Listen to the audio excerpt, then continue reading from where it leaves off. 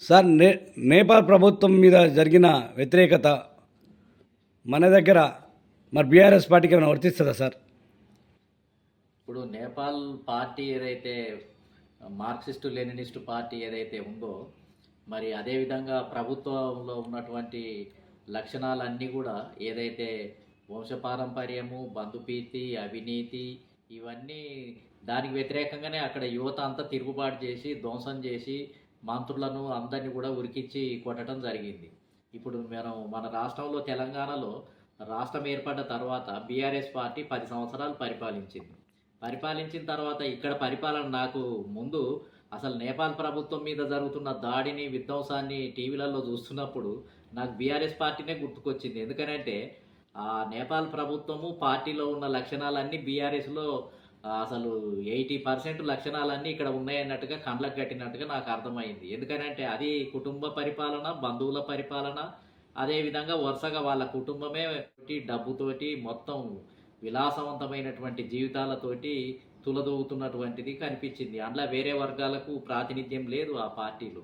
కాబట్టి ఇప్పుడు బీఆర్ఎస్ కూడా అధికారంలోకి వచ్చినాక ముందు కేసీఆర్ తెలంగాణ పార్టీ, ఇది తెలంగాణ ప్రజలకు అందరికీ న్యాయం చేసే పార్టీ అని చెప్పి, తర్వాత ఆయన ముఖ్యమంత్రి అయిన తర్వాత ఒక్కొక్కరిని తర్వాత కేటీఆర్ను, అంతకుముందే హరీష్ రావు కేసీఆర్ ఎమ్మటి ఉన్నటువంటి వ్యక్తి, అంతకుముందే తన అల్లుడిని మంత్రి చేసినటువంటి వ్యక్తి, అంతకుముందే ఎమ్మెల్యేగా అనేక సార్లు చేసినటువంటి వ్యక్తి, అంటే ఒక కుటుంబం నుంచి ఒక వ్యక్తిని మొదటి నుంచే ఎంట పెట్టుకొని తిరిగిన వ్యక్తి, తర్వాత కేటీఆర్ను ఇంపోర్ట్ చేసుకొని విదేశాలలో చదువుకున్న వ్యక్తిని, తర్వాత కవిత, తర్వాత ఇంకో సంతోష్, ఇంకో తర్వాత వినోద్, ఇంకో అతడు అక్క కొడుకులను, బంధువులను, చుట్టాలను అందరినీ తీసుకొని వచ్చి చుట్టూ ఉపయోగించుకొని మళ్ళీ ఎమ్మెల్యే టికెట్లలో తన కులము, తన వర్గానికి సంబంధించినటువంటి వాళ్లకు మొత్తం దాదాపు 10-11 మందికి ఎమ్మెల్యే టికెట్లు 2 దఫాలుగా గెలిపించినటువంటి వాళ్ళు 1% కూడా మరి రాష్ట్ర జనాభాలో లేరు. నిజంగానే జనాభా ఉంది, జనాభా ప్రకారం ఇచ్చిండ్రు అని అంటే మనం ఏం వ్యతిరేకించాల్సిన అవసరం లేదు.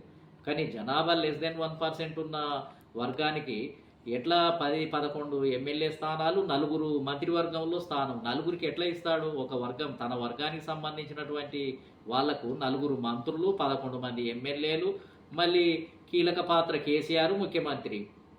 అంటే ఏం జరుగుతుంది ఇది? అంటే రాష్ట్రాన్ని, ప్రజాస్వామ్యాన్ని అంతా ఒక కుటుంబం చేతుల్లో పెట్టుకోవటమా? ఇక రాజ్యాంగము, ఈ చట్టాలు, శాసనాలు, ఈ సమానత్వము, సోదరభావము, న్యాయము, ఇవన్నీ తుంగలదొక్కటమేనా? అంటే ఇవన్నీ పేరుకు మాత్రమే అట్లా రాయబడతాయా? అంటే బడుగు బలహీన వర్గాలు, పేదలు, ఈ రాష్ట్రంలో ఉన్న 50% ప్రజలు బీసీలు ఉన్నారు. ఎటుపోవాలి వాళ్ళంతా? అంటే ఓటేయటమేనా? ఇక జీవితకాలం అంతా ఓట్లేసి జెండాలు మోస్తూ జేజేలు కొడుతూ తిరగటానికే ఉన్నారా? అంటే ఇక్కడ బీసీలను ఆయన పాలకులుగా గుర్తించడానికి సిద్ధంగా లేడు, మనుషులుగా గుర్తించడానికి సిద్ధంగా లేడు, మంత్రులు చేయటానికి వాళ్ళకు ఆ అవకాశం లేదు, మంత్రులు చేయటానికి వాళ్ళు సరిపోరనే కదా, వాళ్ళు పనికిరాననే కదా దాని అర్థం. మంత్రి పదవులు ఇవ్వకపోవటము అని అంటే వాళ్ళు మేము మంత్రి పదవులు ఇవ్వకపోయినా వాళ్ళు ఏమి ఎదురుదిరగరు, కోపం రాదు, మేము చెప్పినట్టుగా పడి ఉంటారు, వీళ్ళు శాతగానోళ్ళని చెప్పినట్టే కదా దాని అర్థం. ఎస్సీలకు దళితుడిని ముఖ్యమంత్రి చేస్తానని స్వయంగా తానే చెప్పిండు ఏది ఉద్యమ కాలంలో. మరి దళితుడిని ఎందుకు ముఖ్యమంత్రి చేయలేదు అంటే ఎవరేమనుకున్నా పర్వాలేదు, నా ఇష్టానుసారం, నా ఇష్టారాజ్యం, అంటే వంశపారంపర్యమే కదా. నేపాల్ ప్రభుత్వంలో ఉన్న వంశపారంపర్యము, అదేవిధంగా బంధువుల పాలన, అదేవిధంగా ఏకఛత్రాధిపత్యము, అహంకారము, ఇవన్నీ నేపాల్ ప్రభుత్వంలో ఉన్నాయి, కనిపించినాయి. ఆ లక్షణాలన్నీ నాకు బీఆర్ఎస్ ప్రభుత్వంలో కనిపించినాయి. అదేవిధంగా వాటిని స్థాపించినప్పుడు ఆయనకున్న ఏమి లేని వానిగా వచ్చారు. అంటే తర్వాత తెలంగాణ పత్రిక ఒకటి స్థాపించుకున్నాడు, తెలంగాణ భవన్ కట్టుకున్నాడు, తెలంగాణ టీవీ ఛానల్ పెట్టుకున్నాడు, త్వరలోనే ఉద్యమ కాలంలోనే ఇవన్నీ సంపాదించుకున్నాడు. తర్వాత మళ్ళా ప్రభుత్వంలోకి వచ్చిన తర్వాత ఇంకా అంతులేని సంపద, విపరీతమైన సంపద పెరిగిపోయింది. మొత్తం ఎక్కడ చూసినా భూములు ఉన్నాయని అంటున్నారు, ఎక్కడ చూసినా ఆస్తులు 100 కోట్లు అని అంటున్నారు.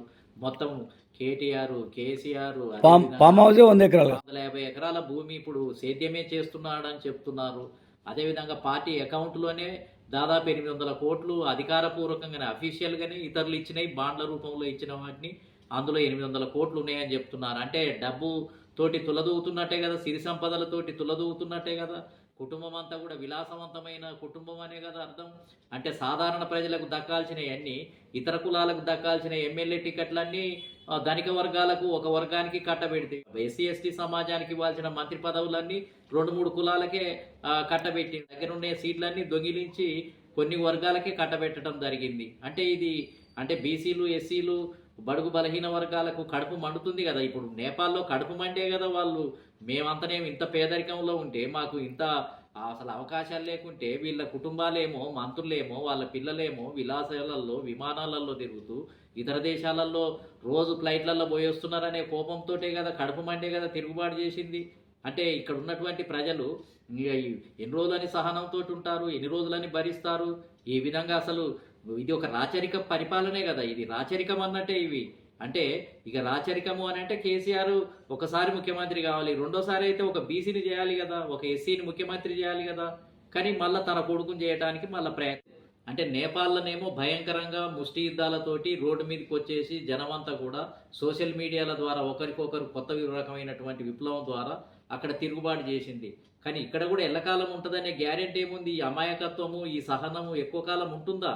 ఇంతకాలం మా ముదిరాజులకు ఎమ్మెల్యే టికెట్లు ఎందుకు లేవు, గౌడులకు ఎందుకు లేవు, నాయ బ్రాహ్మణులకు ఎందుకు లేవు, కుమ్మర్లకు ఎందుకు లేవు, యాచక కులాలు ఉన్నాయి, ఎంబీసీ కులాలు ఉన్నాయి, వాళ్ళకి ఎమ్మెల్యే టికెట్లు లేవు, అసలు గెలవలేదు, అసెంబ్లీలోకి అడుగు పెట్టలేదు.